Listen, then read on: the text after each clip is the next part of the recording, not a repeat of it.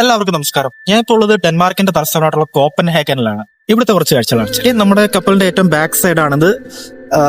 ദേ കാണുന്നതാണ് back side. ഇവിടെ sunrise ആവുന്നതേ ഉള്ളൂ. ഏകദേശം 10 മണി ആയിട്ടുണ്ട്.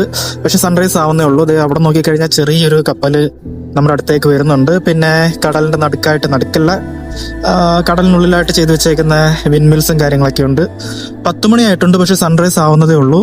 അപ്പൊ അവിടെ ദൂരെ കാണും സൺറൈസ് ആവുന്നത്. ഇതൊരു ആക്ച്വലി കുറച്ച് ക്രൂസ് ടെർമിനലിൽ നിന്ന് മാറ്റിയാണ് നമുക്ക് ഇന്ന് ഡോക്ക് ചെയ്തേക്കുന്നത്. വെതറിന്റെ പ്രശ്നം കൊണ്ടാണ് അങ്ങനെ മാറ്റി ഡോക്ക് ചെയ്തിരുന്നത്.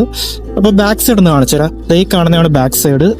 ഇത് നമ്മുടെ ഒരു പൂളാണ്. അത് ഹീറ്റഡ് വാട്ടർ ആണ് കാണുന്നത്.